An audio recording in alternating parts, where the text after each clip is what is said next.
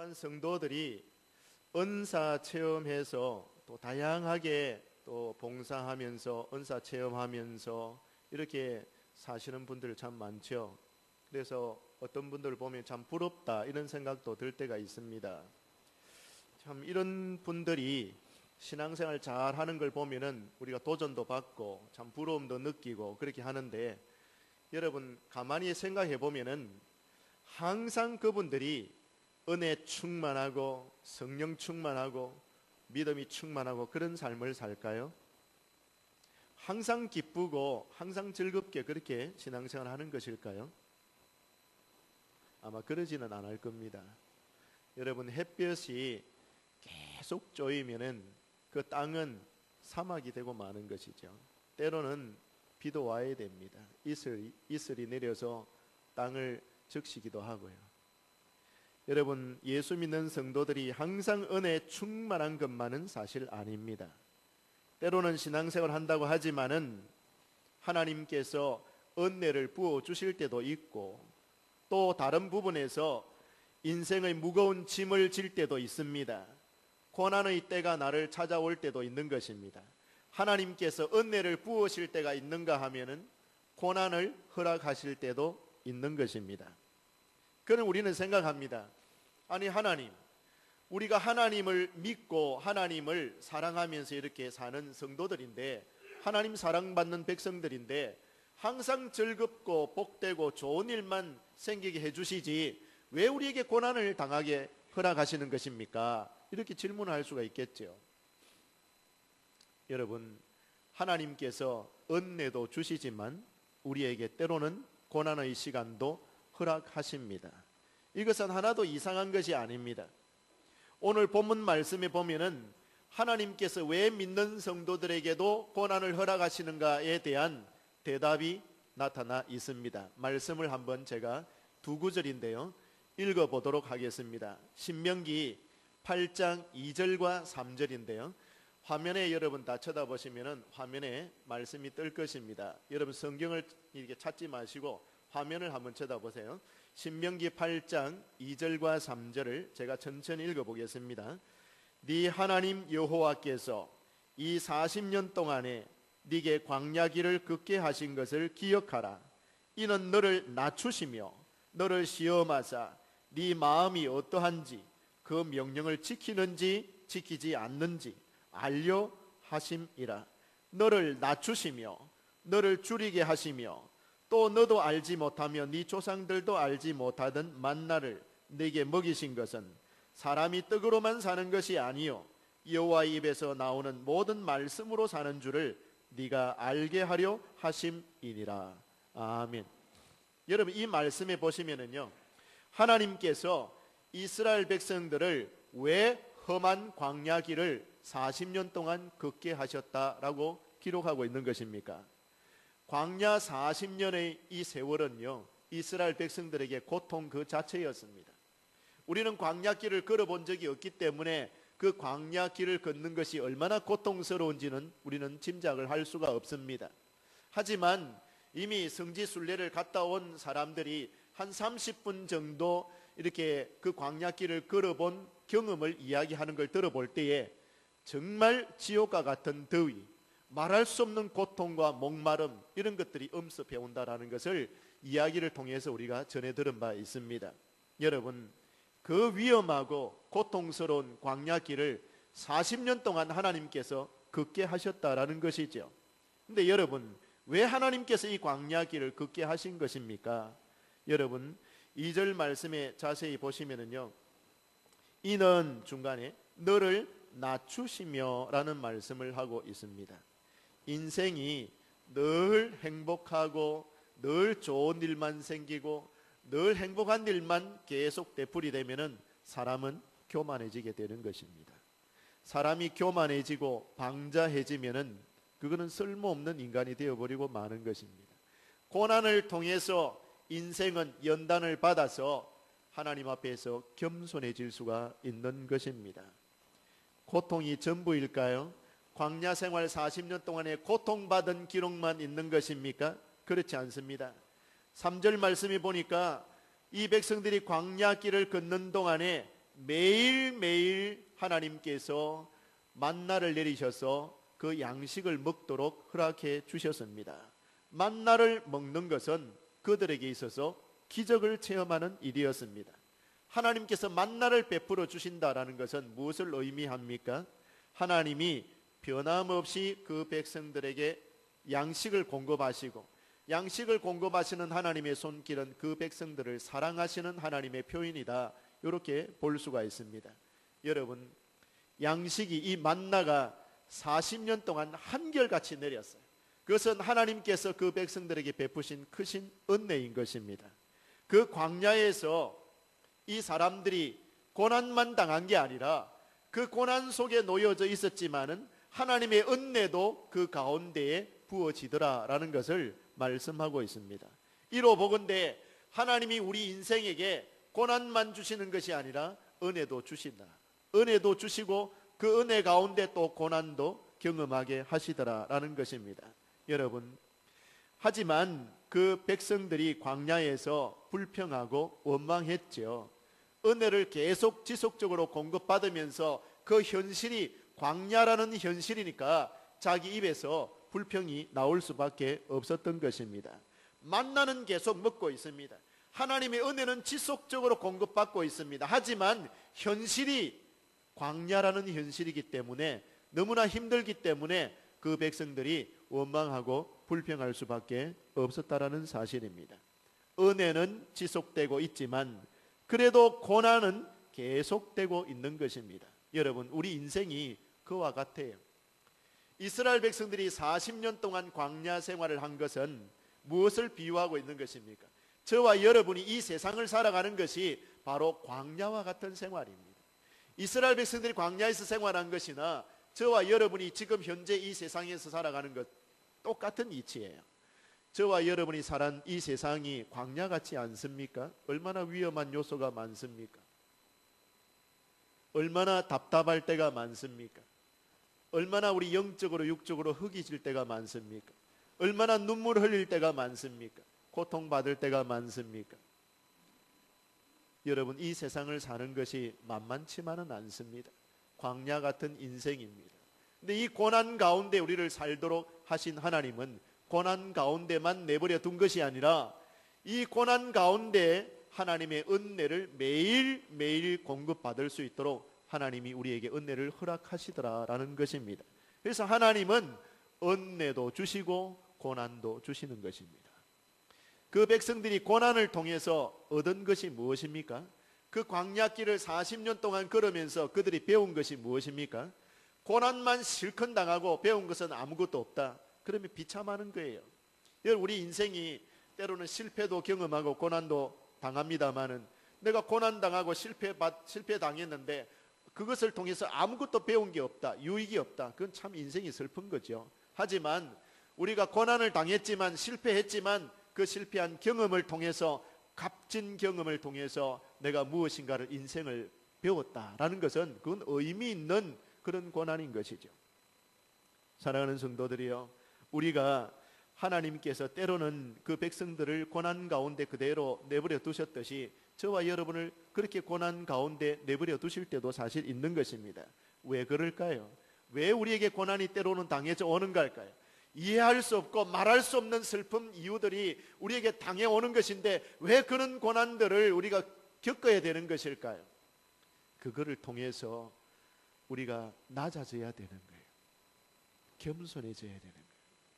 그 고난 가운데 있으면서, 그 광야길 가운데 있으면서 나라는 존재가 정말 약한 존재구나, 쉽게 무너질 수 있는 존재구나, 내가 지금까지 구축해 놓았던 모든 좋았던 것들이 하루아침에도 다 소멸될 수 있는, 정말 내 자신도 하나님 앞에서 약한 존재일 수밖에 없고 무능한 존재이구나, 정말 자기 존재가 어떤 존재라는 것을 깨달을 수 있는 그 공간이 광야라는 공간입니다. 우리를 겸손하게 만드시기 위한 장소인 것이죠. 자신의 약함을 알게 하는 것, 그래서 겸손하게 만드는 것입니다. 사람이 자기 자신을 모르면은요, 방자해집니다. 교만해집니다. 고난을 안 당하고 늘 좋은 일만, 행복한 일만 늘 당하면 사람이 교만하게 돼 있는 겁니다. 2절을 여러분 자세히 한번 보십시오. 여러분 2절 말씀의 중간에 이는 너를 낮추시며 라고 하고 있습니다. 너를 낮추시며 너를 시험하사 네 마음이 어떠한지 그 명령을 지키는지 지키지 않는지 알려 하심이라. 여러분 우리가 고난을 당함으로써 겸손해지고 자기를 낮추게 되고 내가 살아가는 인생 가운데서 이 고난을 당해 보니까 참 내 자신이 별것 아닌 존재구나, 참 나약한 존재구나, 스스로 그걸 깨닫게 되는 거예요. 고난을 당해봐야 그 사람 속에 있는 것이 드러나게 되는 법입니다. 사람이 고난 당하기 전에는요 그럴듯해 보이죠. 겉으로는 고난 당하기 전에는 신앙도 아주 좋아 보이는 수도 있죠. 봉사 잘하는 것 같고 누구보다도 하나님 사랑하는 것 같고 누구보다도 교회를 사랑하는 것 같고 특별히 교회를 사랑하는 것 같고 막 그렇지만은 실제로 자기 생활 속에서 고난이 딱 당하면은 교회를 내팽개쳐 버리고 도망가는 사람도 있고 애국자도 그랬죠. 여러분 평소 때에는 잘 모르는데 나라가 위기가 딱 당해오고 나라가 힘든 가운데 있을 때 진정한 애국자가 딱 나타나는 거죠. 나라를 위해서 몸 바칠 그런 충성스러운 애국자들이 그 국가가 위기를 당할 때 딱 나타나는 거죠. 여러분 마찬가지입니다. 사람이 고난을 안 당해 보면은 진짜 모습이 안 나타나는 거예요. 하나님께서 만약 여러분이 가지신 재물을 다 거둬 갚버리시거나 여러분의 몸에 질병이 찾아오거나 여러분 시련의 때가 찾아오면은 그때 여러분의 진짜 모습이 나오는 거예요. 진짜 믿음이 있는 것인지 없는 것인지. 여러분이 소중히 여겼던 것들 잃어버렸을 때에 그 사람이 나타내는 반응을 보면은 그 사람 성격을 알 수가 있어요. 어떤 반응을 내놓는지.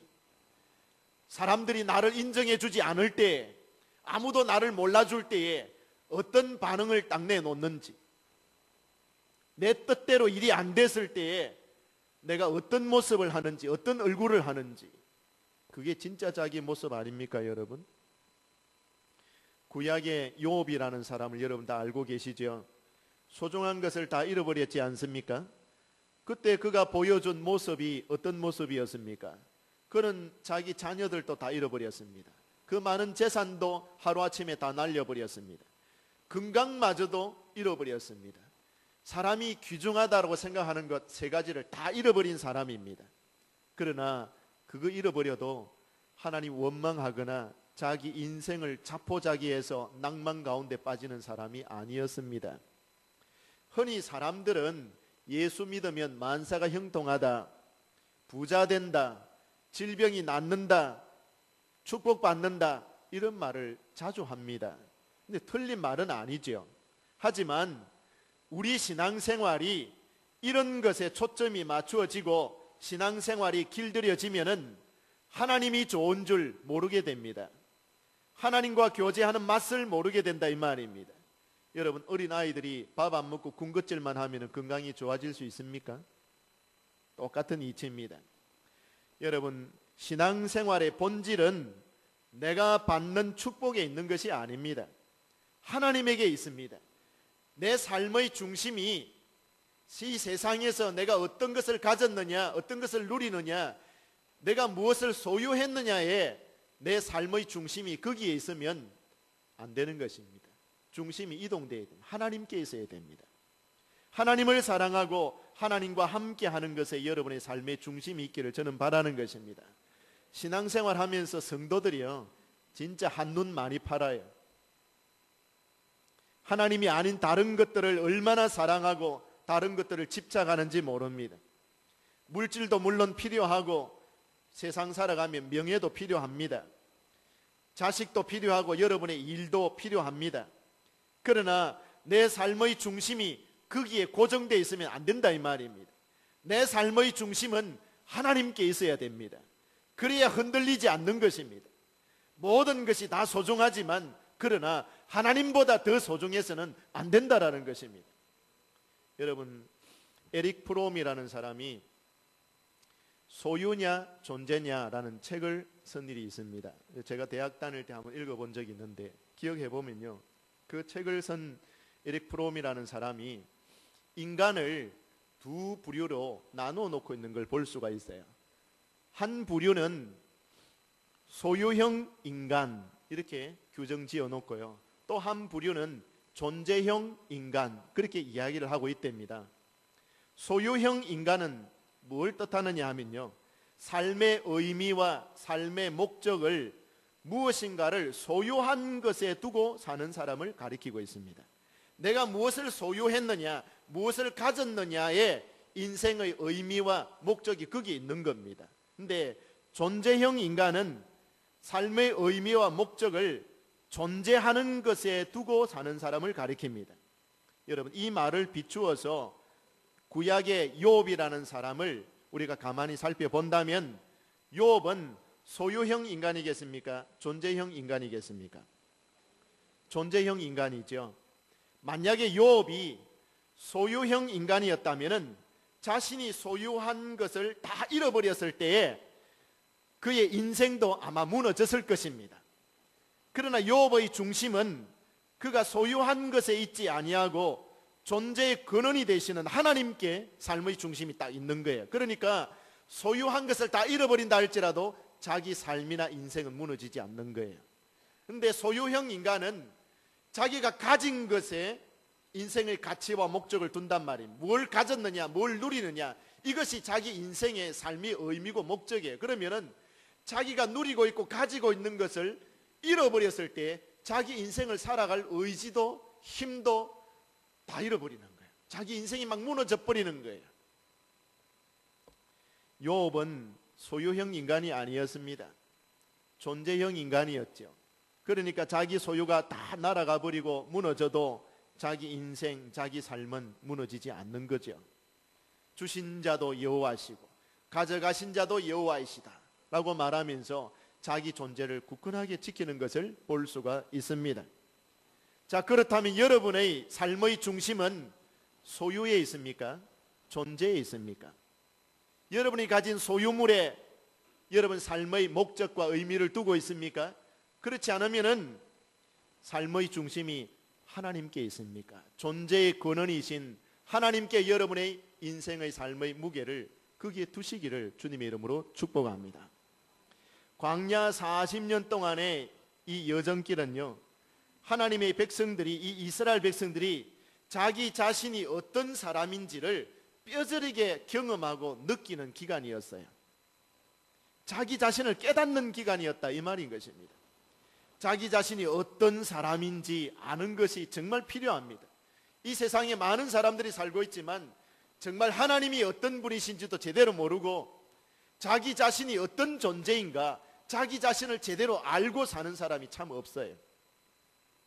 자기 자신을 안다라고 생각하지만 실제로는 잘 모르고 사는 것입니다. 이스라엘 사람들은 그들이 겪은 고난을 한 가지 한 가지 겪어 나가면서 그들 마음속과 그들의 영혼 깊숙이 있는 자신의 존재, 진짜 모습이 어떤 모습인지를 뼈저리게 느끼게 되고 생각하게 되었습니다. 첫 번째 전투가 아말렉 족속들과의 전투입니다. 얼마나 두려워서 떨었습니까? 이미 출애굽하면서 애굽 사람들의 칼날을 피했고 홍해를 건넌 경험이 있지만 아말렉 군대 앞에서 벌벌 떨었던 민족입니다. 그 첫 번째 전투에서 그 백성들이 하나님을 의지하는 믿음이 없다라는 것을 여실하게 다 드러내고 말았습니다. 그것뿐입니까? 마실 물이 없어서 또 먹고 싶은 고기를 못 먹었을 때에 그때 그 백성들의 입에서는 말할 수 없는 원망과 불평이 터져 나오기를 시작했습니다.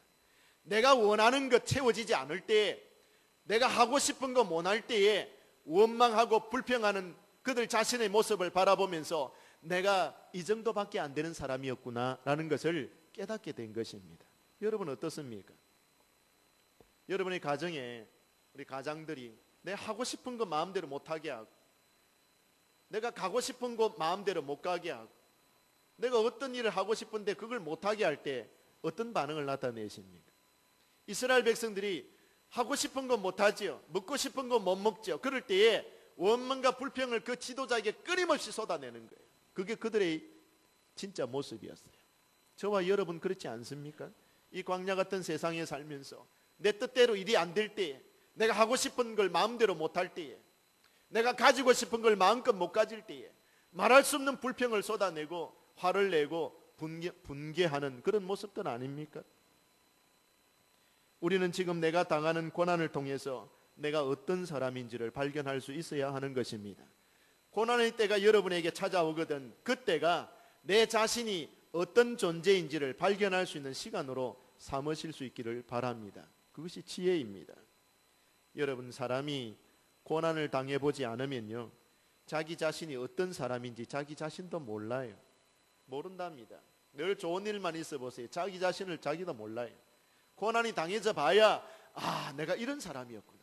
위기 앞에 섰을 때에 내가 이렇게 초라해질 수도 있는 사람이구나 라는 것을 알 수가 있답니다. 여러분, 고난을 통해서 여러분의 미련한 것, 비겁한 것, 잔인한 것, 교활한 것, 이런 것 다 나타나는 거죠. 내가 받는 고난을 통해서 내 모습이 여실하게 드러날 때에 우리는 하나님 앞에 좀 더 정직하게 설 수 있어야 할 것입니다. 고난이 당해올 때 그걸 불평의 재료로만 삼지 마시고 나 자신을 발견할 수 있는 그런 기회로 삼아서 한 걸음 더 성숙한 신앙의 길로 하나님의 백성다운 그런 걸음으로 나아가실 수 있는, 진력을 드러내실 수 있는 기회로 삼으시기를 주님의 이름으로 축복합니다. 여러분, 만나를 주신 목적이 무엇입니까? 하나님께서 이스라엘 백성들을 40년 동안 광야로 내모셨는데 고난만 있은 게 아니라 만나도 있었죠. 여러분의 인생에도 마찬가지입니다. 고난만 있는 게 아닙니다. 우리가 광야 같은 인생 가운데 살지만은 이 우리 인생 가운데 매일매일 새롭게 부어주시는 하나님의 은혜도 있어요.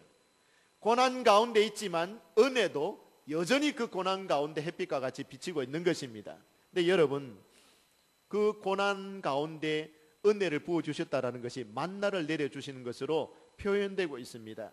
만나를 주셨다라는 것은 은혜를 부어주셨다라는 것하고 똑같은 말이에요. 자, 그러면은 여러분, 만나를 주신 목적이 무엇입니까? 3절 말씀을 다시 한번 보겠습니다. 너를 낮추시고 그 다음에 너를 줄이게 하시며 너도 알지 못하며 네 조상들도 알지 못한 만나를 내게 먹이신 것은 무엇 때문에 먹이셨다 그랬습니까? 사람이 떡으로만 사는 게 아니고 하나님의 입에서 나오는 말씀으로 사는 줄을 알도록 하기 위해서 만나 주셨다 그래 나왔어요. 만나를 주신 목적이, 그러니까 광야 같은 이 세상에 하나님이 여러분에게 아침마다 새롭게 은혜를 부어주고 계시는 것이 내가 밥만 먹고 사는 존재가 아니라 하나님의 은혜를 받아야 사는 존재구나 라는 것을 깨닫도록 하기 위해서 은혜 베풀어 주신다 이 말입니다. 사람이 여러분 밥만 먹고 삽니까? 하나님의 은혜가 여러분 가운데 도달되어져야 우리가 살 수가 있습니다. 사람의 육신은요, 양식을 먹어야 살 수가 있습니다. 당연하죠. 우리 인간의 육신이 먹지 못하면 지치고 병들게 돼 있습니다. 죽음을 맞이할 수도 있습니다. 기아에 허덕이는 아프리카 참 사람들 한번 보세요. 어린 아이들, 굶어 죽는 아이들도 얼마나 많습니까? 먹지 못해서 죽는 거거든요, 생명이. 우리 영혼도 마찬가지예요. 하나님의 말씀을 듣지 못하면 사람의 영혼은 말라 죽게 돼 있습니다, 여러분. 물을 마시지 못하고 여러분 살 수 없고, 여러분의 영혼은 하나님의 말씀을 듣지 못하면 영혼이 마르게 돼 있습니다. 죽게 돼 있어요. 그러니까 여러분, 하나님의 말씀을 듣는 자리로 하나님의 말씀을 묵상하는 그 일을 게을리 해서는 안 되는 것입니다. 여러분의 영혼이 살아야 되지 않습니까? 요한 3서 2절에 보면은 사랑하는 자여 네 영혼이 잘됨 같이 네가 범사가 잘되고 강건하기를 내가 간구하노라. 육신만 잘 된다고 그게 복이 아니에요, 여러분. 아무리 건강하고 돈 많이 벌어도 그 사람의 영혼이 병들고 시들면은요, 그거는 진정한 건강이 아니에요. 진짜 건강은 영혼도 잘 되고 육신도 건강하게 잘 되는 것입니다. 이것이 진정한 복인 것입니다. 만나를 주신 목적이 무엇입니까? 우리 인생이 밥만 먹고 사는 존재가 아니라 하나님의 은혜가 도달되어져야, 내 안에 흘러 들어와야 내 영혼이 살고 내 인생이 행복해지는 삶이구나라는 것을 깨닫도록 하는 데 목적이 있다라는 것입니다. 때로는 여러분, 우리가 신앙생활 하다 보면은 넘어지고 실족할 때도 있죠. 신앙생활 잘할 때가 있는가 하면은 또 하얀 곡선을 그릴 때도 있지 않습니까? 실패할 때도 있고 넘어지고 또 죄를 짓고 방탕하고 타락하고 게으르고 그럴 때도 있는 것이에요. 하지만 우리가 어떤 일을 했든 간에, 하나님 앞에서 선하게 살았든 악하게 살았든 간에 그거 관계없이 아침에 자고 일어나 보면은 그날에 필요한 은혜가 그날에 공급되어져 있는 겁니다. 그거 참 놀라운 은혜예요, 여러분. 여러분, 하나님께서 우리에게 은혜를 베푸시는 것도 똑같은 이치입니다. 우리가 어떤 것을 행했기 때문에, 우리의 어떤 선한 행실이나 어떤 공로가 있기 때문에 하나님 그것 보시고 은혜 베푸시는 게 아니더라 이겁니다. 만나를 하나님이 매일 끊임없이 내리신 그 근거는요, 우리 자신이 어떤 행동을 한 것에 달려있는 게 아니라 하나님의 의지에 속한 부분이다라는 것을 말씀드릴 수 있습니다. 이스라엘 백성들이 착하게 살 때는 만나를 많이 내려주고, 거역하고 반역하고 못되게 살 때는 하나님 만나 안 내려주고 그랬습니까? 그게 아니지 않습니까? 이스라엘 백성들이 순종할 때든지, 하나님을 거역하고 하나님을 마음 아프게 할 때든지, 어떻게 인생을 살았든지 간에, 그 광야 생활을 했든지 간에 자고 일어나서 아침이 되면은 하나님은 변함없이 그날 먹을 양식을 딱 그대로 주는 겁니다. 이게 여러분, 우리가 자녀들을 키우다 보면은 자녀가 속을 썩일 때도 있는 거죠. 속을 썩일 때 너 밥 먹지 마라, 오늘부터 굶어라, 이렇게 말하는 부모는 없지 않아요. 관계입니다. 관계 때문에, 내 백성이기 때문에, 내 자녀이기 때문에 일정한 사랑은 변함없이 가는 거예요. 우리 형편이 어떻든지 간에 말이죠. 그게 아버지의 사랑이고 아버지의 인격이에요. 우리는 신앙생활 하면서 참 의심을 많이 합니다.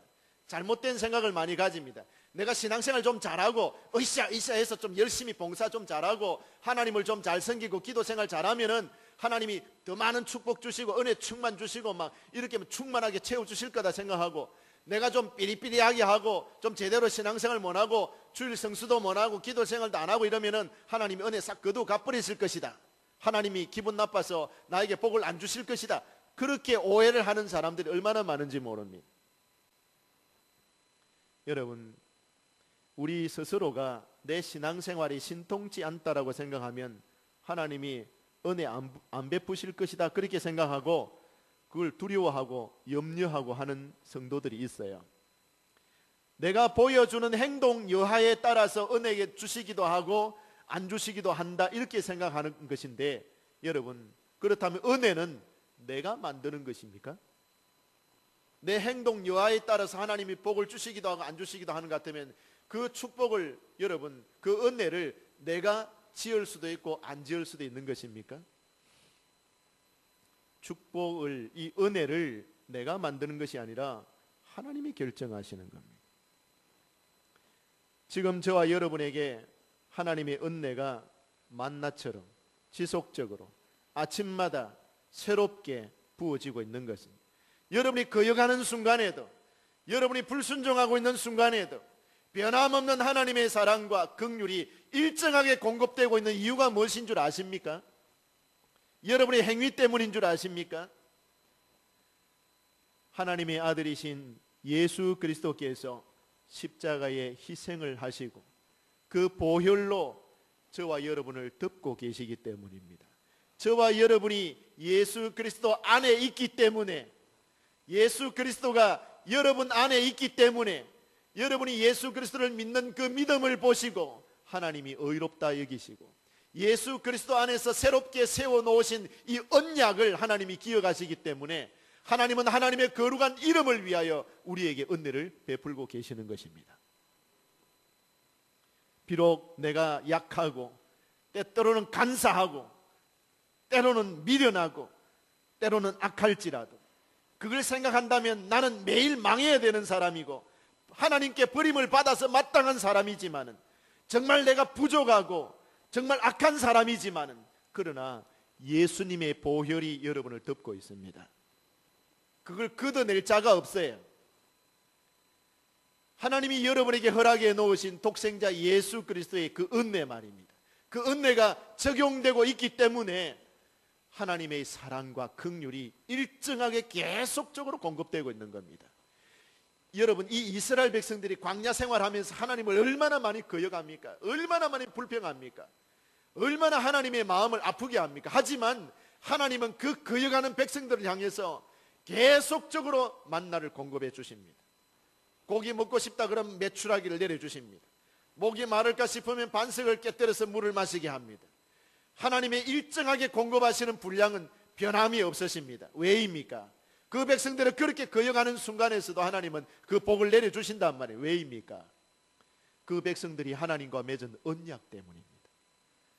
그들이 조상들과 먼저 맺었고 그들이 시내산에서 하나님과 언약을 맺었지 않습니까? 하나님은 우리가 섬겨야 될 하나님, 나는 너희들의 하나님이요 너희들은 내 백성이다라는 이 하나님과 맺은 이 언약을 하나님이 기억하시는 거예요. 당장에 진노를 내려서 그냥 멸망시킬 수도 있는 그런 죄를 많이 지었지만은 하나님은 언약을 기억하시고 참으시는 겁니다. 백성들은 그 언약을 저버리고 그릇된 길로 갔다 할지라도 하나님도 역시 너가 내 언약을 안 지키니까 나도 언약 안 지킬란다 그렇게 말씀하는 게 아니에요. 백성들은 비록 언약을 지키지 못했지만 하나님은 언약에 신실하신 분이에요. 끝까지 책임 있게 언약을 지켜내시는 분이에요. 그렇기 때문에 하나님 여러분 일정한 그 은혜들을 계속 붓는 것입니다. 그 언약이 구약시대 그 언약이 신약시대에 넘어와 가지고 예수 그리스도 안에서 다시 갱신되어졌습니다. 예수 그리스도 안에서 새 계명을 우리가 받았습니다. 예수 그리스도 안에 있는 저와 여러분은 하나님께로부터 새 언약을 받은 사람들입니다. 언약의 백성입니다. 언약 아래에 있는 하나님의 자녀들입니다. 그렇기 때문에 예수 그리스도 안에 있는 사람들에게는 정죄함이 없고 예수 그리스도 안에 있는 모든 성도들에게 일정한 하나님의 복이 은혜와 긍휼이 계속적으로 새롭게 매일매일 공급되고 있는 것입니다. 그 은혜가 여러분에게 도달되고 있기 때문에 사는 것이지 하나님의 은혜를 거두어 갚으시면 여러분은 이 세상에서 못 사는 것입니다. 사랑하는 성도들이요, 이스라엘 백성들에게 그 광야 생활 가운데 만나를 지속적으로 공급해 주셨듯이 오늘날 저와 여러분 이 광야 같은 세상을 사는 동안에 여러분 평생에 필요한 것 끊지 않으시고 공급해 주시는 하나님이신 줄로 믿으시기를 바랍니다. 사람 눈치 보지 마시고요, 어떤 상황 속에서도 두려워하지 마시고요, 내가 내일 아침에 다시 눈 떠보면은 내일 내게 필요한 하나님의 은혜와 긍휼이 여전히 나에게 도달되어 있을 것이다 라는 것을 믿고 행하시기를 바랍니다. 없는 자처럼, 가련한 자처럼, 한 번도 하나님의 은혜를 입은 적이 없는 자처럼 그렇게 여러분 주눅 들거나 기죽거나 초라하게 인생을 살지 마시고 내일이면은 또 내일 필요한 하나님의 은혜가 나에게 도달된다라는 것을 믿으시고 자신감 있게 사시기를 바랍니다. 세상 사람들은 받지 못하는 기쁨, 세상 사람들은 알지 못하는 기쁨 우리에게는 있는 것입니다. 이 세상에 가장 복된 사람이 누구입니까? 하나님이 어떤 분이신지를 알고 내가 하나님 안에서 어떤 복을 지금 받고 있는지를 알고 내 자신이 어떤 존재다는 것을 아는 사람이 복이 있는 거예요. 세상에 지식은 많은데 하나님이 어떤 분인지 몰라요. 세상 돈 버리는 데는 아주 지식이 많고 꾀가 많고 능력이 있는데 하나님을 아는 지식이 없어요. 그 불쌍한 인간입니다. 현세만 알고 내세를 모르는 사람이 불쌍한 사람인 것입니다. 내세는 분명히 존재하고 있습니다. 하나님의 나라는 우리에게 여러분 완전히 또 현실적으로 다가올 때가 있을 것입니다. 여러분 현세만 이 현실만 다가 아닌 것입니다. 죽음 이후에 있는 내세를 여러분 우리는 보지는 못하지만 우리는 믿음으로 그것을 깨달아 알 수가 있는 것입니다. 오늘 말씀을 맺으려고 합니다. 고난이 여러분에게 당해옵니까? 그 고난이 여러분 자신을 발견할 수 있는 기회가 되시기를 바라고 그 고난이 여러분의 삶과 여러분의 인격과 여러분의 신앙을 한 단계 더 성숙한 길로 나아가게 여러분을 이끌어주는 그런 원동력이 되기를 저는 주님의 이름으로 축복합니다. 여러분 고난만 있는 것이 아니라 내 삶 속에 고난이 당해져 오지만 이 고난 속에서도 하나님의 은혜는 일정하게 내리고 있다라는 사실을 믿음으로 여러분 깨달으시고 확신하면서 기쁨으로 남은 생애를 살게 되시기를 주님의 이름으로 축복합니다.